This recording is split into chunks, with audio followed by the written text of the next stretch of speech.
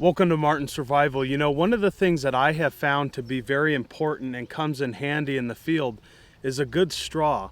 Whether it's maintaining fire, making containers, making a blowgun for hunting, or gathering water, this is a very important tool in the desert. And in today's video, I'm going to show you how to make an elderberry straw using natural materials. So stick around and let's get started. We got a great show coming up.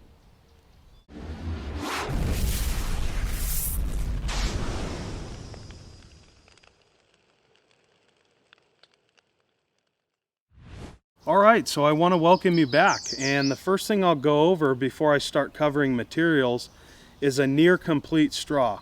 You can see that this one's painted. I kind of did a Southwest design using mineral pigments, and all I have to do at this point is seal it with a little bit of bear grease or shellac just to prevent this from drying and cracking. Just like a bow, we want to make sure that we have a proper moisture content so this doesn't dry up, split, and crack in this hot desert. We lack humidity out here, so you know, maintaining your tools, whether it's a knife or primitive tools and accessories, is very important.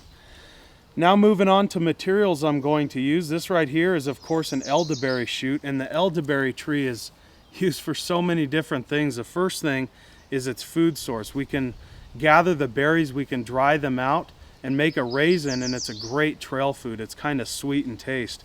As a matter of fact, one of my friends, Jim Robertson, who's highly talented and skilled in primitive technology, does exactly that. And I remember I went to one of my friend Christopher Nirgish's classes, and he had dried elderberry fruits, and oh man, they were amazing. So ever since then, I've been going out in the mountains and gathering this as a tool as well as a food source. So this right here, you can see it has a pithy center. And that's perfect. This pith runs throughout this entire shoot, and that's what we want. So not only we can use this for primitive fire using a bow drill spindle, or we can heat straighten this and use this as a hand drill spindle, but we can also hollow this out, use it as a blowgun, a straw. I mean, it's just endless. You know, this is a very, very valuable tool. So I'll be using this elderberry shoot. That's going to be my main tool. I'll use a piece of arrowweed. This was gathered out here. The elderberry shoot was gathered not too far from here. It's a very common tree in Southern California, up towards the mountain ranges. And this, you can see, is sharpened at the top, and it's thinned at the top as well. That's going to help me hollow that pith out and start digging it. And I'm actually going to also use my Swiss Army knife to get it started. I want to scrape that bark from the shoot, and I also want to use the awl to help get it started. So once again, you know, this is an item many of you outdoorsmen are very familiar with, and it comes in handy. So let's go ahead and get started right now. All right, so we have this down cottonwood, and I'm going to use this as a chop block and a stump. And you can see this thing grows in segments, so we have little knuckles here, and I want to cut right underneath this knuckle right here.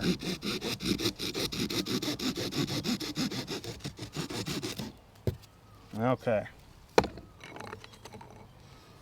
And we'll set that to the side because I'll save that for later. And at this point, I just want to scrape this bark away from the segment here.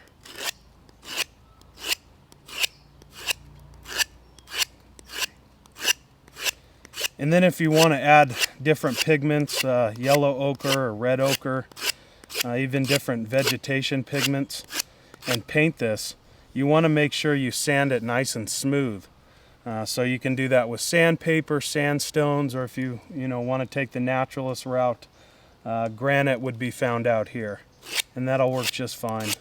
Not a lot of sandstone out here, but granite is pretty abundant.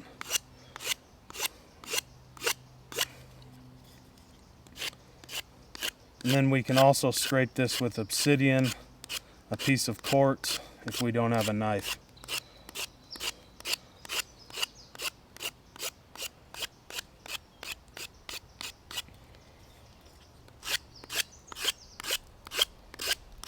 And I get through the cambium layer.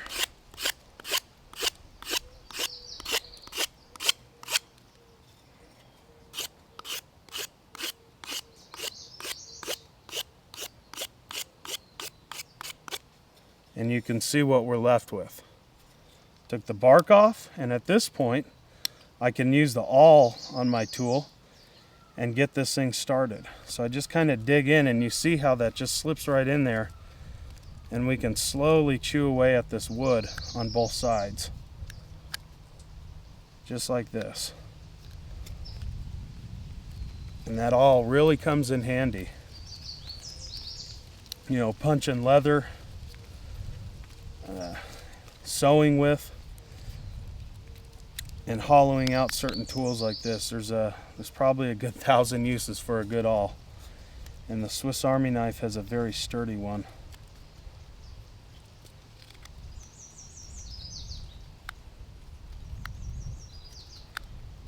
One other thing we can use this pith for is we can use it for fire. So we can take our ferro rod and we can strike it up against the pith and create fire. You can put it on the top of a tinder bundle, make primitive fire with it. Very, very useful. And then I'll come around the back and I'll essentially do the same thing. All right, so we got it started. Both sides, right up top, about down to there, is hollow.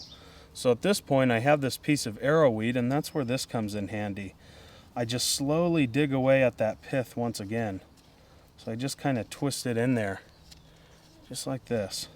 And I want to go slow because I don't want to crack that outer material.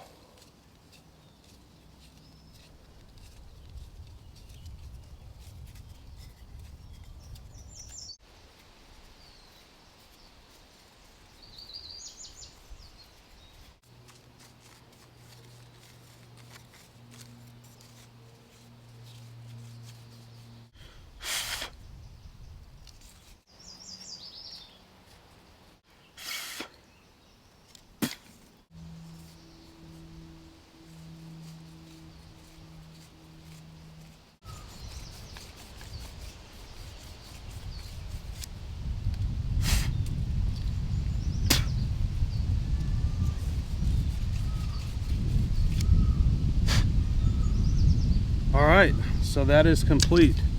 This is now hollow right through the center, and we can start using this as a tool. So once again, a very, very useful item, very quick to make, easy enough, and fairly simple to gather. And you know, once again, I've been using these straws for quite some time, and they come in extremely handy. I've used them not only in the desert, but the surrounding areas, as far as 10,000 feet up when making fire. So, you know, give it a try. Get out in the local environment, look for the elderberry tree. If you don't have it, look for a similar tree. But more importantly, that I really don't mention a lot in my videos, and I think it's well worth taking note, is having a deep relationship with not only the plants, but the animals, the trees, the mountains, the rocks, everything around you. You know, Creator provides all of this stuff for us, and I think it's so important to ask the plant if it's appropriate to harvest it. You know, ultimately it's given its life for you to use its properties and its components. So have a great gratitude for the plant and thank the plant if it's appropriate. So on that note, I do appreciate you joining me for this video. I'm Jeff with martinsurvival.com. We'll see you in the next one. Thanks for watching, guys.